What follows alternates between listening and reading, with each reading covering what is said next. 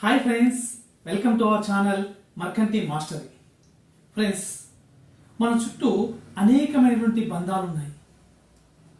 భార్యాభర్తల బంధం కావచ్చు, స్నేహ బంధం కావచ్చు, మరే ఇతర బంధాలైనా కావచ్చు.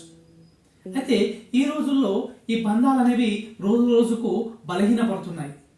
మరి ఈ బలహీనపడడానికి కారణం ఏంటి ఒకసారి తెలుసుకుందాం. ఆలస్యం చేయకుండా డైరెక్ట్ వీడియోలోకి వెళ్ళిపోదాం. ఫ్రెండ్స్, అసలు ప్రపంచంలోనే ఆడవాళ్ళు లేనట్టు ఏరుకోరి ఈమెను పెళ్లి చేసుకున్నాను, ఇది భార్యనా, బ్రహ్మ రాక్షసి అనేటువంటి ఫీలింగ్ ఒక భర్తది. ఏ జన్మలో ఏ పాపం చేశానో ఈ జన్మకు ఈయన గారి భార్యనయ్యాను, అసలు ఇతను మనిషే కాదు, లేని వ్యసనాలంటూ లేవు, ఒక ముద్ద ముచ్చట. ఇది ఒక సగటు భార్య యొక్క అభిప్రాయం. ప్రపంచంలో స్నేహమే గొప్పదంటారు, కానీ నన్ను స్నేహితులుగా తీసుకున్న వాళ్ళందరూ కూడా అవసరానికి నన్ను వాడుకొని అవసరం తీరాక ముఖం వాల్చేశారు. అసలు స్నేహం అంటేనే కంపరంగా ఉంది. ఇది ఒక స్నేహితుని యొక్క ఆవేదన. మధురమైనది, అమరమైనది ప్రేమ. ఈ ప్రేమ పేరుతో నన్ను మోసం చేసి నా జీవితాన్ని సర్వనాశనం చేసి తన జీవితాన్ని తను చూసుకొని నన్ను జీవితాంతము నరకయాతను పడవేసింది. అసలు నిజమైన ప్రేమకు ఈ లోకంలో విలువ లేదు. ఇది ఒక సగటు ప్రేమికుడి యొక్క ఆవేదన. నిజానికి ఒక మనిషి తన జీవిత కాలంలో సగం కంటే ఎక్కువ సమస్యలను తన ఆలోచనతో, తన ప్రవర్తనతో తానే కొని తెచ్చుకుంటున్నాడు.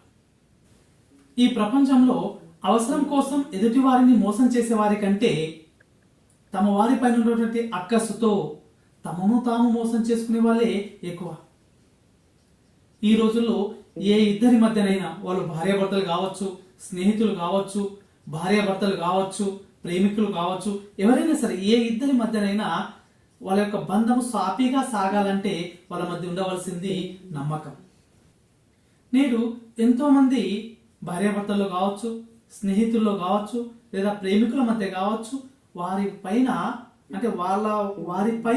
వాళ్ళకు నమ్మకం ఉందా? ఆలోచించండి. మనం చదువుకున్న చదువు ద్వారా, స్వతహాగా మనకు ఉన్నటువంటి జ్ఞానం ద్వారా మనము సమస్యలను, బయట ఉండేటువంటి సమస్యలను మనం పరిష్కరించుకోగలగాలి. కానీ దురదృష్టకరమైనటువంటి విషయం ఏంటంటే, మనం చదువు ద్వారా సంపాదించిన జ్ఞానము, మనకు స్వతహాగా ఉన్నటువంటి అవగాహన లేదా తెలివితేటల వల్ల మనము కష్టాలను తెంపుకోవడం లేదు, కొని తెచ్చుకుంటున్నాం. ఈ రోజుల్లో ముక్కు మొహం తెలియని వాళ్ళు పలకరిస్తే పల్లికిరించి ముఖంలో చాటంతా చిరునవ్వు తెచ్చుకొని వాళ్ళను పలకరిస్తాం. వాళ్ళ వల్ల మనకి ఏదైనా బాధ కలిగినా లేదా ఏదైనా నష్టం కలిగినా వాళ్ళను క్షమించేసి చాలా మంచి వాళ్ళము, వాళ్ళ దృష్టిలో మనం చాలా మంచి వాళ్ళం అనేటువంటి ఒక భావన కలిగేటట్లు మనం ప్రవర్తిస్తున్నాం.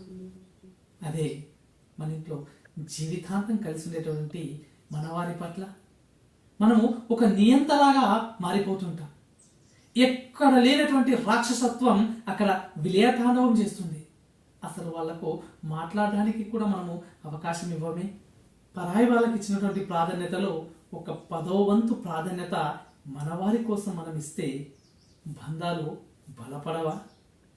మనసు మెచ్చిన క్షణం మనవాళ్ళు, మనసు నొచ్చిన క్షణం సచ్చినోళ్ళు అన్నట్లుగా అయిపోతుంటారు మన వాళ్ళు.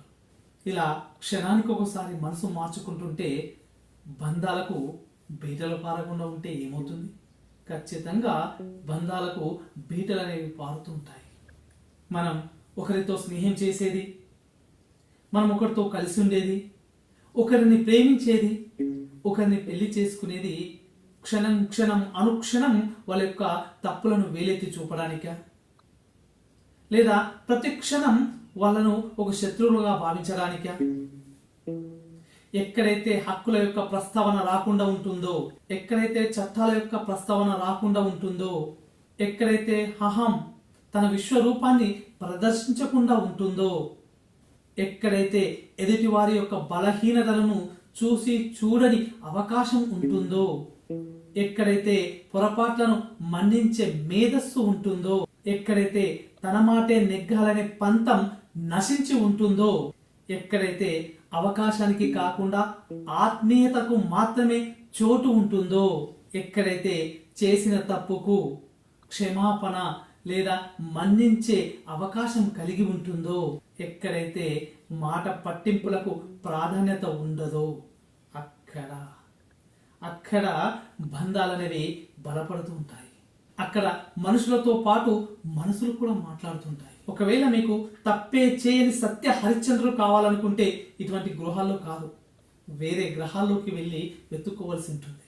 ఒకవేళ మీకు పొరపాట్లే చేయని వారే కావాలనుకుంటే ఈ సమాజంలో కాదు, ఈ సభ్య సమాజంలో కాదు, సమాధుల్లో వెళ్ళి వెతుక్కోవాల్సి ఉంటుంది. ఒక్కసారి ఆలోచించండి.